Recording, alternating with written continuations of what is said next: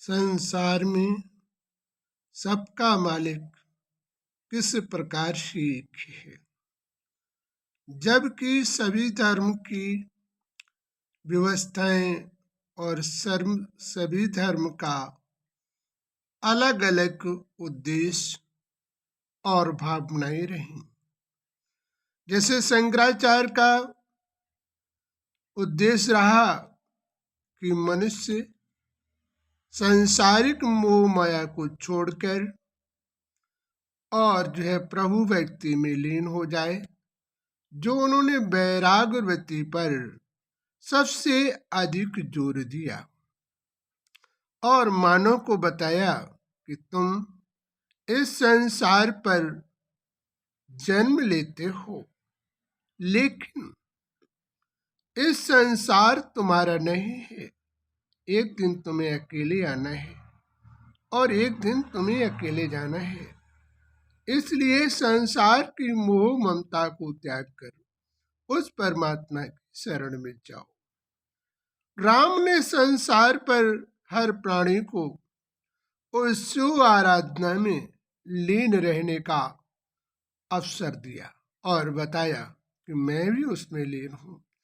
आप भी उसी में लीन होकर अपने जीवन के समस्त पाप कर्म अधर्म से दूर हो, धर्म नीति को जाने।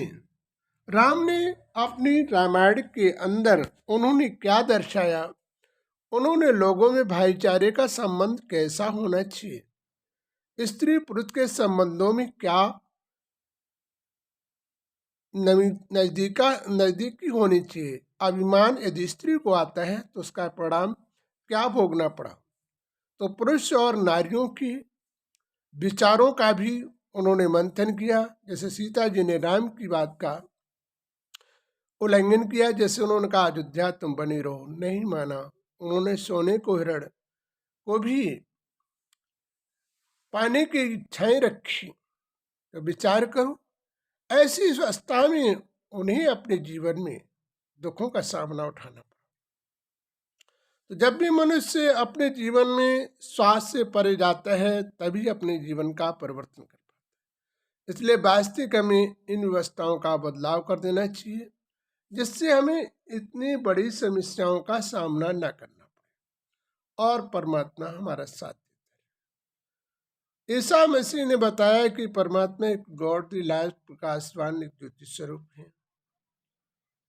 वो संसार में ज्योति सभी क्या रचयिता है और उस ज्योति में लीन होकर तुम अपने आत्म दर्पण को जगा सकते हो। जब आत्म दर्पण का प्रकाश जगेगा तो तुम्हारे जीवन में समस्या और दिक्कतें, अपराधों से तुम मुक्त होने का मार्ग तुम्हें प्राप्त होगा। इसलिए मुक्त होने के मार्ग को तय करने के लिए ईसा मसीह ने ज्योति का ध्यान इस संसार में करवाया। तो उन्होंने अपने तौर पर करवाया। इस प्रकार से मनुष्य अपने जीवन में जितनी भी समस्याओं का सामना करता है वो कर्म के अनुसार थे। धर्म पिताओं ने भी संसार पर आकर अनेक समस्याएं और अनेक दिक्कतों का सामना किया और उसके पश्चात उन्होंने इस संसार को एक दिशा में ले जाने का प्रयास किया और ये बारी बारी आते रहे, लोगों के मन विचार भावनाओं को परिवर्तन करते रहे। लेकिन मानव ने अपनी अपनी इच्छा अनुसार धर्मों का चयन किया। अपने अपने विचारों द्वारा सभी धर्म पिताओं के विचारों को किसी ने मान्य किया, किसी ने नहीं मान्य किया। सब अपने अपने भाव विचारों में बहते रहे। तो विचार करिए, संसार पर मानो आत्मा स्वतंत्र होती है, लेकिन वास्तविकता इन सभी का रचयिता कौन है। भेद मानव जीवन में आने के बाद बदलाव हो जाता है, भेदभाव हो जाता है, मानव के विचारों का सही संतुलन नहीं रह पाता है मानव अपनी व्यवस्थाओं का सही परिवर्तन नहीं कर पाता है, तो बदलाव अपने जीवन में जब तक मनुष्य नहीं करेगा तो वास्तविक अपने जीवन का उद्धार नहीं कर सकता है। इसलिए वास्तविक हमें अपने जीवन में बदलाव करना चाहिए और मानव को दुख सुख से परे होकर अपने जीवन के निर्माण के लिए, आत्मदर्पण के लिए उस परमात्मा की याद करके वो अपने जीवन के चरित्र का भी निर्माण कर सकते हैं, अपने दुखों का भी दूर कर सकते हैं। जीवन में भविष्य और वर्तमान दोनों को बदल सकता है। इसलिए हमें अपने भविष्य के निर्माण के लिए हमें अपने जीवन का वास्तविक परिवर्तन करना होगा। यही हमारे धर्म पिताओं ने सिखाया। तो वास्तविक कृष्ण ने भी संसार पर आकर क्या सिखाया कि संसार पर मनुष्य अपने परिवार संबंधियों के लिए तो जी लेता है लेकिन वास्तविक उसे अपने स्वयं धर्म, नीति, समाज में लोगों के अंदर आदर्श लाना, लोगों की बुराइयों को निकालना, अन्याय धर्म को समाप्त करना, न्याय के पथ पर चलना, ये जो कृष्ण ने आकर संसार पर सिखाया। अर्जुन को भी उन्होंने मोह ममता की जंजीरों से दूर होने का मार्ग दिया था, आत्मदर्पण दर्शाया था, जिसके द्वारा उन्होंने विराट रूप दिखाकर भी उन्हें उन आत्मिक भ्रम से, माया जाल से छुड़ाने का पूर्ण प्रयास किया और उसे माया जाल से छुड़ाकर उन्हें धर्म की नीति पर ले जाने का पूर्ण मार्ग तय किया। महात्मा बुद्ध ने भी बहुत समय तपस्या करने के बाद उन्होंने बौद्ध धर्म की स्थापना की। मानव के बहती हुई बुद्धि और विचारों को एकाग्र करने का उन्होंने प्रयास किया और उन्होंने समाज को प्रभु मिलन का दर्पण भी सिखाया। सबसे पहले तो उन्होंने इस संसार में अपने आप को परिवर्तन करने का मार्ग दर्शाया। इसके बाद उन्होंने अपने जीवन में सभी को साधना करने का मार्ग, उस ज्योति की तरफ आकर्षण करने का मार्ग इस समाज को दिखाया। उन्होंने भी बताया कि वास्तविक को सभी का मालिक एक है और वो ज्योति स्वरूप है। वो मानवता की व्यवस्था का रक्षा करने वाला और सभी मानव को एक रस्ट ले जाने वाला, जैसे आत्मा सभी की एक होती है।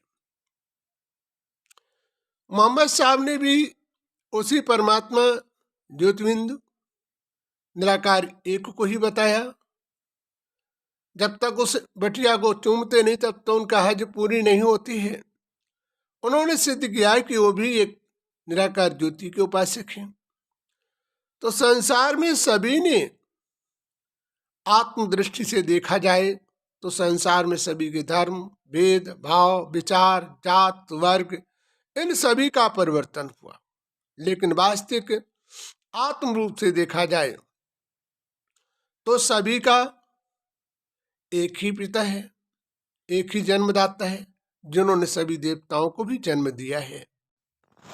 परमात्मा ने इस संसार पर देवताओं, मानव, दैत्य, इस पृथ्वी की रचना की, सूर्य चंद्रमा सितारों की भी की और आत्मा की भी रचना परमात्मा द्वारा हुई। इसी कारण से आत्मा का समापन नहीं होता है। आत्मा जन्म मरण के चक्कर में तो आती है और आत्मा कर्म भोग भी इस पृथ्वी पर अपने किए कर्मों का भोग भी भोगती है। लेकिन वो इस संसार पर आना, अच्छे कर्मों को करना सुख के द्वारा और बुरे कर्मों को करना दुख के द्वारा, परमात्मा ने ही सभी देवता, मनुष्य सभी की रचना की। इसीलिए परमात्मा को सबका मालिक एक कहते हैं। बल्कि संसार में मानव प्राणियों ने अपने मन के विचारों के द्वारा परमात्मा को अनेक भाग, अनेक विचारों में बांट दिया और मानव इस भ्रम में आकर वास्तविक परमात्मा को पहचानने में असमर्थ होता जा रहा है। कहते तो सभी हैं परमात्मा सबका मालिक एक है, लेकिन भावना आत्मदर्पण से सबका मालिक एक है। शरीर के भेद से सब प्राणी का मालिक एक नहीं हो सकता है।